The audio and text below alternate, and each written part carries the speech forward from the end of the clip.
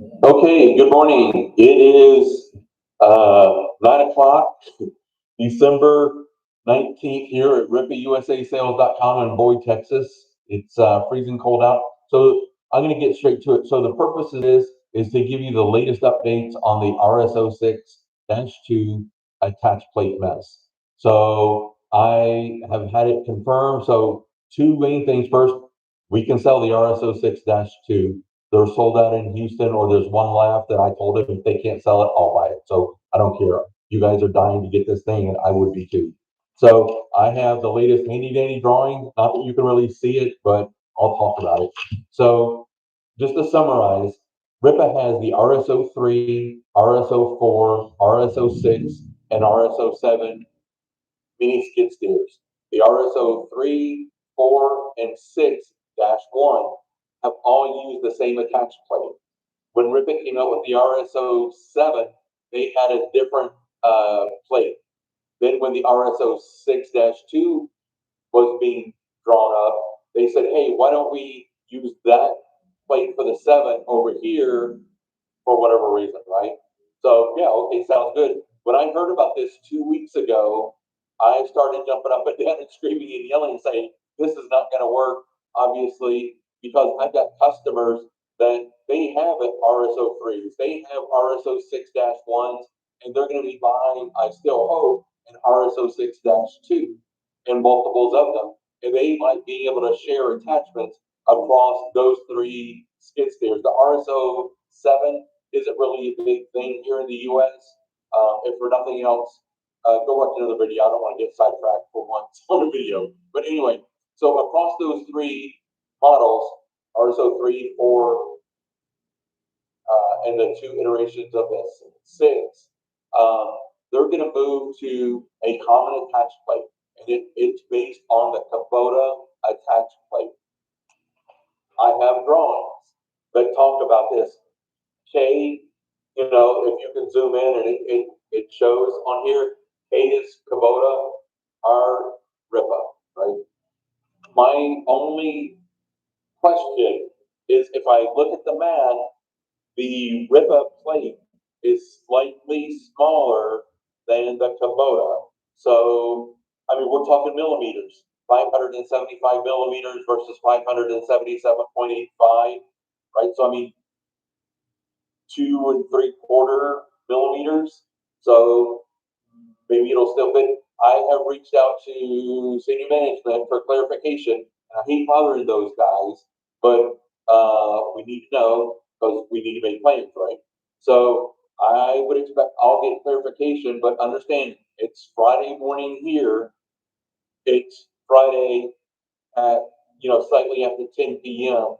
over there. Now those guys are working 6 days a week right now. Rippa started having everybody work 6 days a week. I think about 6 or 7 weeks ago.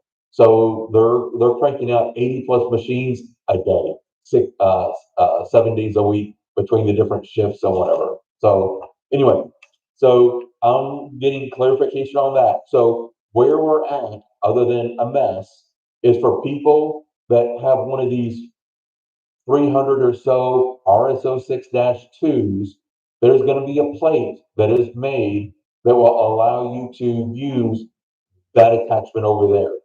Now, I'm being told, and I'm getting clarification, that this plate will come to you, or well, it will come to me at no charge. If that's the case, I'm not looking to make money off of free, right? So, especially on something like this that's causing everybody angst or issues, whatever you want to call it. So there might be a nominal shipping fee to get it from me to you, but there it is. Now, so that's the go forward. So, for example, I've got a customer that is ordering a snow blower. We don't have those in stock, even if it was for an RSO 6-1, because, well, we're in Texas. And yes, I know probably 70+% of my sales is outside of the state, but still, snow blowers. So, what's going to happen is that thing's not only going to come from China, but it's going to come to fit his existing RSO 6-2. Now, if you're going to get it in let's say if you're going to get the RSO6-2 in March, then you're going to be probably getting one of the new versions with the new attached plate, that Kubota plate, for lack of a better word. I don't know if they'll call it something, but whatever. You guys get it. Then all the attachments will then match up and fit like they should. Because when you put an attached plate on something, it's slightly less lifting. Like you can stand here. I'll use my handy dandy spray foam. I'll turn it around. Not trying to advertise for the man, but if this were to weigh 20 pounds, I could probably stand like this for quite a while. But if I were to stand like that, it's going to be a matter of seconds or minutes, right? So the further away from the actual machine you are, the less of lifting you're going to get. For example, the Rippa excavators that you get from me all come with some type of either hydraulic or manual quick attach. That little distance on that quick attach drops that curling power about 15%. So this isn't a Rippa issue. That's anyone that buys Kubota, Bobcat, Huawei, how do you say that word? Cat, Case, Takeuchi, whatever. The further you stick something out, the less lifting you're going to get. Okay. So anyway, uh, that's just the way that it is. So what that means is for right now, at least from us, you'll get the RSO6-2 with a bucket, but realistically, there's nothing else that's going to fit that thing unless Rippa has shipped attachments for this current model.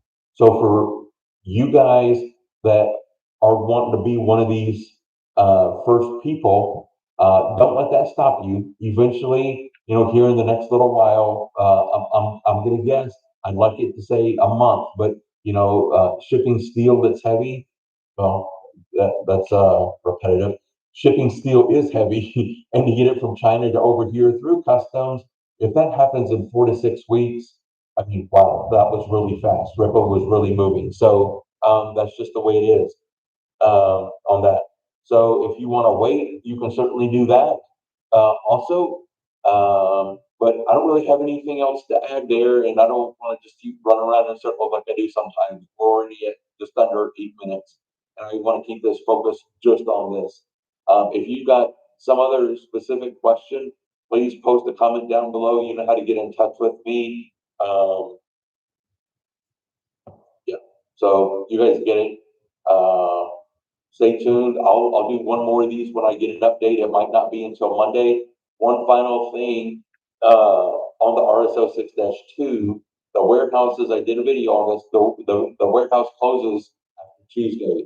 So it takes about 4 business days ish or so to do all of what is needed to be able to sell a machine if we don't have them in stock, which we're already out of stock on RSO6-2. They're now coming from Houston and Virginia. So I think there's like 5 left. I'd have to go log in. Um, so anyway, so if you don't get your money in today, then they're not going to be able to be shipped until probably January, the week of January 5th. So anyway, y'all take care. You get it. Like, subscribe, all that kind of stuff. Put your comments down below. If you've got any questions, send me a text, call, email, whatever. But this really now is all that I know, you guys know. And there's still questions, and I'll be diligent about getting those answers to you. Y'all take care and have a blessed weekend.